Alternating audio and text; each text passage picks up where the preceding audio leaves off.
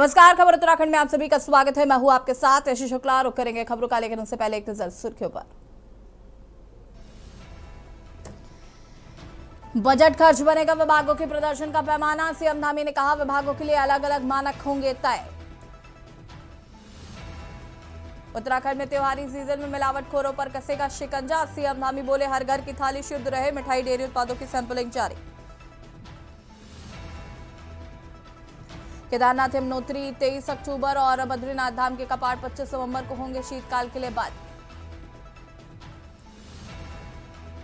केदारनाथ को मिला राज्य स्तरीय स्वच्छता पुरस्कार 2025। मुख्यमंत्री पुष्कर सिंह धामी ने नगर पंचायत को किया सम्मानित। चारधाम यात्रा का दूसरा चरण एएसआई व डीजीसीए की निगरानी में केदारनाथ हेली सेवा जारी। उत्तराखंड में गर्मी ने रोकी मानसून की विदाई, फिर बदलेगा मौसम। 4 दिन भारी बारिश के आसार। आप देख रहे हैं के न्यूज, खबरों का सारथी। देहरादून से खबर आपको बता देते हैं। सीएम पुष्कर सिंह धामी का कार्यक्रम आज वन्य जीव सप्ताह अवसर पर कार्यक्रम देहरादून जू में। कार्यक्रम में जाएंगे सीएम 12:30 बजे समीक्षा बैठक में भी शामिल होंगे। सीएम हेल्पलाइन की समीक्षा करेंगे सीएम। बड़ी खबर आपको हम बता रहे हैं देहरादून से। सीएम पुष्कर सिंह धामी का कार्यक्रम वन्य जीव सप्ताह के अवसर पर कार्यक्रम देहरादून जू में कार्यक्रम में जाएंगे। 12:30 बजे समीक्षा बैठक में भी शामिल होंगे। सीएम हेल्पलाइन की समीक्षा करेंगे सीएम।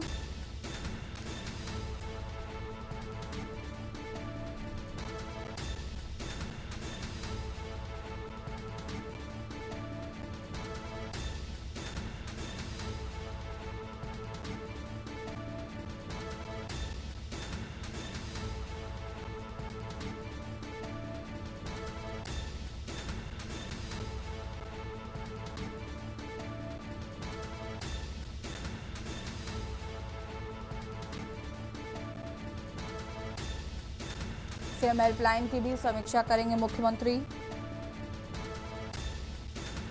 सीएम पुष्कर सिंह धामी का कार्यक्रम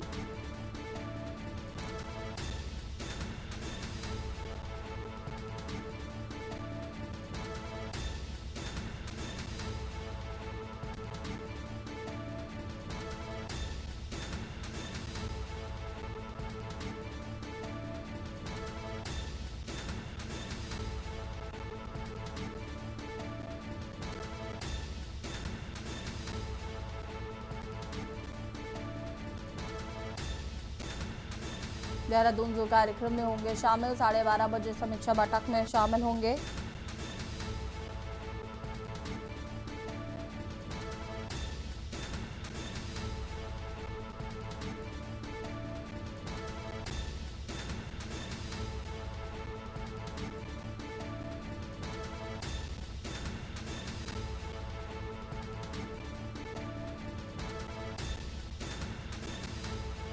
देहरादून जू में कार्यक्रम में जाएंगे सीएम धामी। 12:30 बजे समीक्षा बैठक में होंगे शामिल।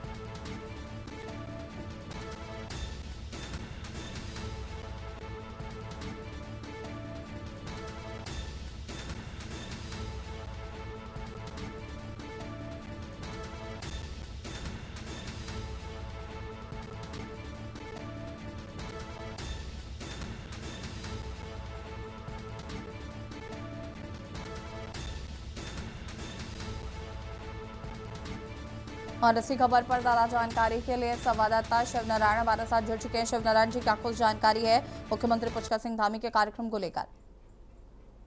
जिस तरीके से आज सुबह वन सप्ताह समारोह के तहत इन्होंने हरी झंडी दिखाई थी, जो ये फॉरेस्ट वाला वन वीक मना रहे हैं, उसको लेकर के आज ये जू जाएंगे, जो मालसी में पड़ता है हमारे यहाँ पे, उसमें जाएंगे और वहाँ पे जो पूरी निरीक्षण करेंगे और वहाँ पे जो कार्यक्रम है उनमें सहभागिता करेंगे। जी, सीएम हेल्पलाइन को लेकर भी समीक्षा करेंगे, इसको लेकर क्या कुछ जानकारी है? ये समीक्षा करेंगे, उसके दौरान बताया जाएगा कि किस तरीके से कितनी शिकायतें आई हैं, कितनी शिकायतों का जो निस्तारण किया गया है और साथ ही ये भी तय करेंगे कि कोई जो शिकायत हेल्पलाइन पर आती है उस पर शिकायत सुनी जाती है और यह तय समय पर ये पूरे की जाती है, नहीं की जाती है, या उनकी पूरी जो फीडबैक है वो ली जाएगी और खुद टाइम पे जो निरीक्षण करते समय कई बार ऐसा भी हुआ है, सीएम धामी को कॉल करते हैं और उसका रिप्लाई किस तरीके से आता है और क्या समस्या होती है, इसको भी देखते हुए तो इसलिए जो निरीक्षण किया जाएगा हेल्पलाइन का, वो कई ऐसे कार्यक्रम इनके आज हैं जो निर्धारित हैं। जी शुक्रिया आपका जानकारी साझा करने के लिए।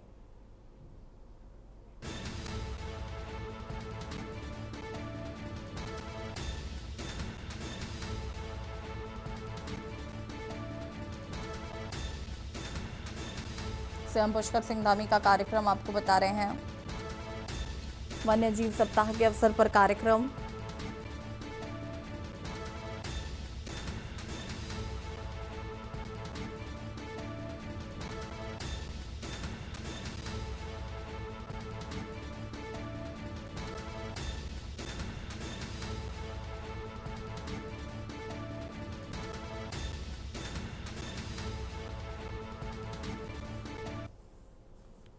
देहरादून से खबर, जहां पर सीएम आवास का घेराव करेंगे कांग्रेसी नेता। यूके SSSC परीक्षा में पेपर लीक मामला उठाएंगे। सिटिंग जज की निगरानी में सीबीआई जांच की मांग करेंगे। यूके SSSC अध्यक्ष गणेश मर्तोलिया को सस्पेंड करने की मांग की जा रही है। परीक्षा की नई तिथि घोषित करने की मांग। 11:30 बजे सीएम आवास का घेराव करने का ऐलान।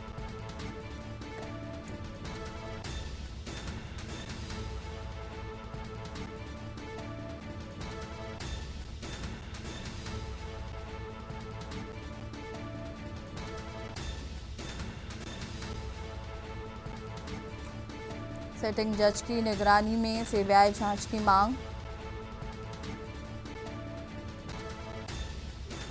परीक्षा की नई तिथि घोषित करने की मांग की गई है।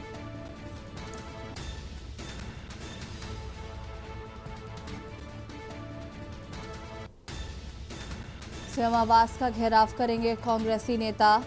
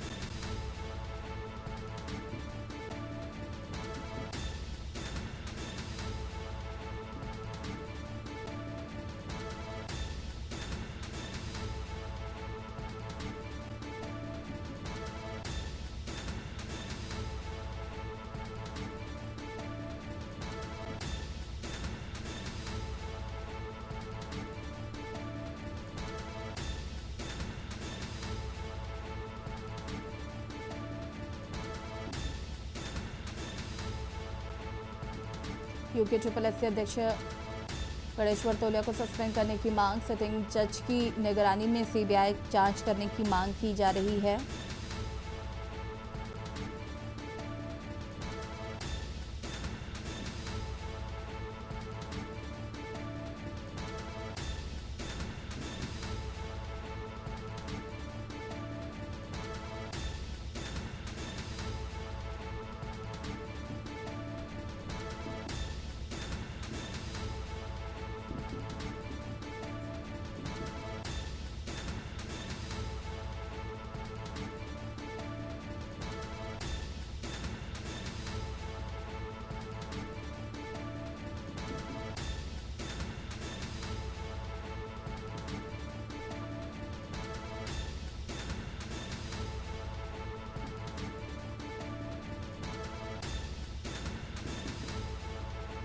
इसी खबर पर ज्यादा जानकारी के लिए संवाददाता शिव नारायण हमारे साथ जुड़ चुके। शिव नारायण जी, क्या कुछ जानकारी है? परीक्षा की नई तिथि घोषित करने की मांग की जा रही है। यूके SSSC का जो पेपर लीक मामला है उसे उठाने की भी बात कही जा रही।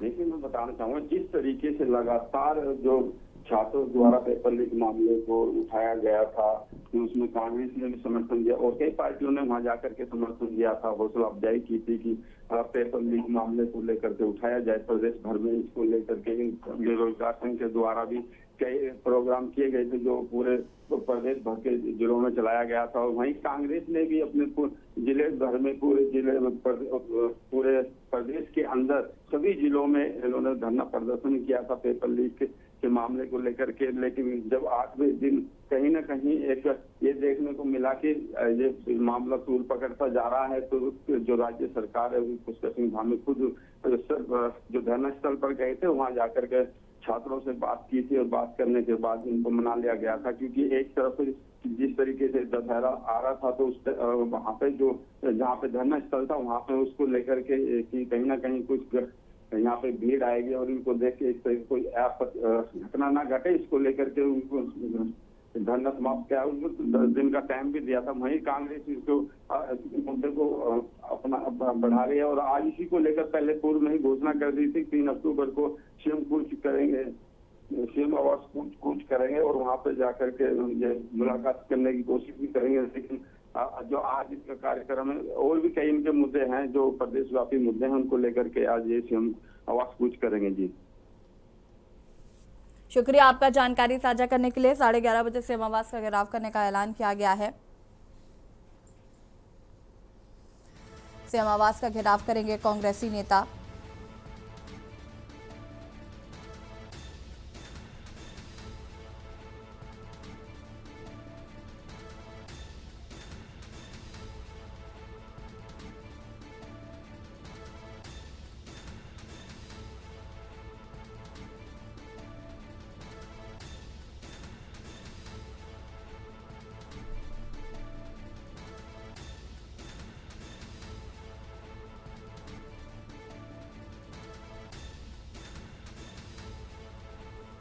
परीक्षा की नई तिथि घोषित करने की मांग की जा रही है।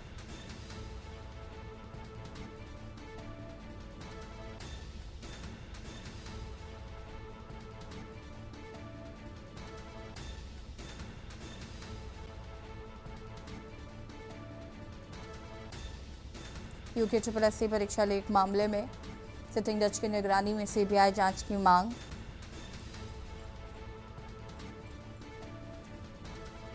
यूकेएससी अध्यक्ष गणेश वर्तोलिया को सस्पेंड करने की मांग की जा रही।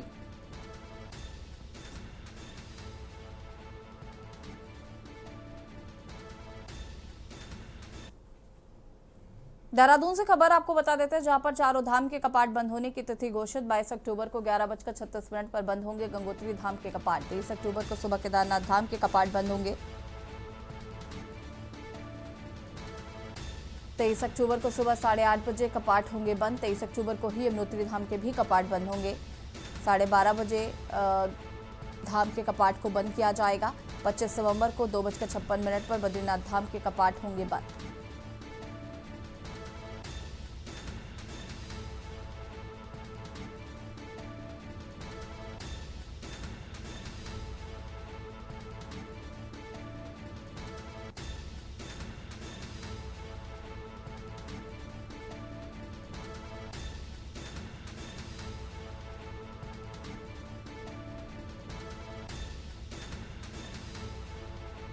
चारों धामों के कपाट बंद होंगे। 22 अक्टूबर को 11:36 पर बंद होंगे गंगोत्री धाम के कपाट। 23 अक्टूबर को सुबह केदारनाथ धाम के कपाट होंगे बंद।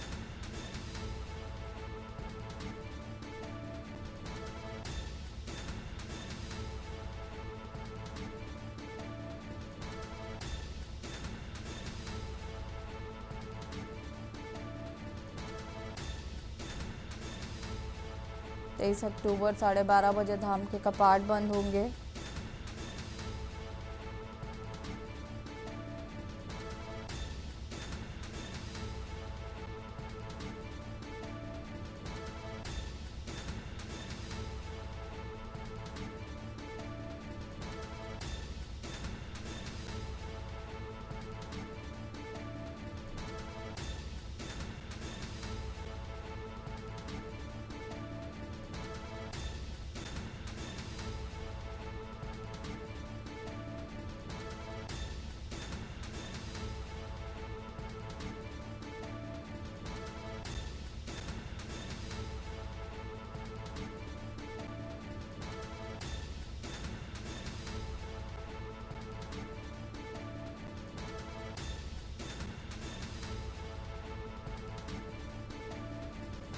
और ऐसी खबर पर हमारे साथ ब्यूरो चीफ राजेश वर्मा जी जुड़ चुके हैं। राजेश जी, क्या कुछ जानकारी है? चारों धामों के कपाट बंद होने की तिथि जो है वो आ चुकी है। बिल्कुल यशी, देखिए चारों धामों को लेकर के बात करें तो जो है चारों धामों की भी जो है कपाट बंद करने की जो है वो घोषित हो चुकी है। अगर हम बात करते हैं तो केदारनाथ धाम के जो कपाट हैं वो 23 अक्टूबर को जो है बंद होंगे, और इसके साथ साथ गंगोत्री के जो धाम है वो 23 नवंबर को जो है बंद करने की तिथि फाइनल हुई है। साथ ही यमुनोत्री के जो धाम है वो भी 23 अक्टूबर को जो है बंद होंगे, लेकिन जो गंगोत्री के धाम है वो 22 अक्टूबर को जो है बंद करने की घोषणा हो चुकी है। यानी कि गंगोत्री के जो धाम है वो 23 नवंबर को जो है वो बंद किए जाएंगे। तो कुल मिलाकर के देखिए, इस बार की जो यात्रा है, कहीं ना कहीं इस बार की यात्रा में भी सरकार इस बात को लेकर के दावा कर रही है कि बड़ी संख्या में श्रद्धालु जो है वो उत्तराखंड आए थे। लेकिन इसके साथ साथ अभी भी यात्रा भी फिलहाल जारी है। और इसके साथ साथ अगर हम बात करते हैं तो अभी हाल ही में जिस तरीके से मानसून पीरियड पर जो है कहीं ना कहीं यात्रा पर ब्रेक लगा था,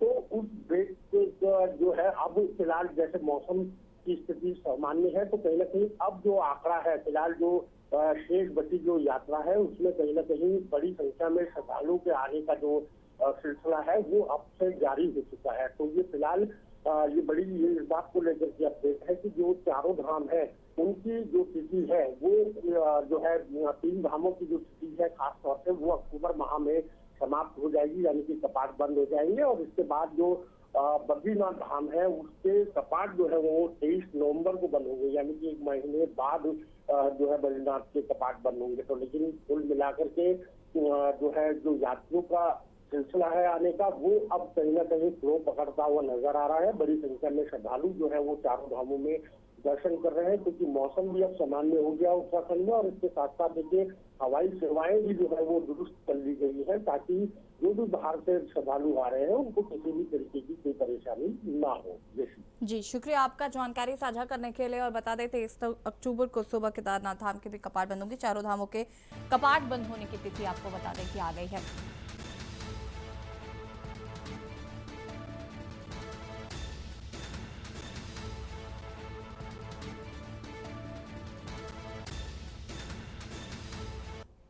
खबर बागेश्वर से है, जहां पर गरुड़ तहसील अंतर्गत देवनाई गांव के मिठाई कारोबारी कुंदन सिंह फेसबुक पे आए सस्ते ड्राई फ्रूट के विज्ञापन में फंसकर 1,60,000 रुपए की ठगी का शिकार हुए।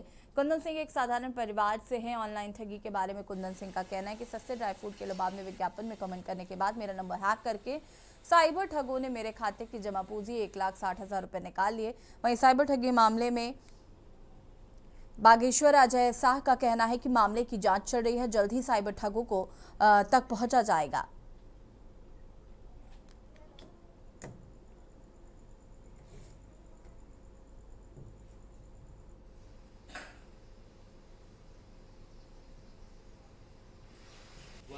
एक फेसबुक पे मेरा ऐड आया था, मैंने उसमें थोड़ा सा कमेंट कर दिया, इसके लिए मैं ठगी का शिकार हो गया। पहले तो उसने 12,000 रुपये मांगे, 12,000 रुपये मैंने डाल दिए।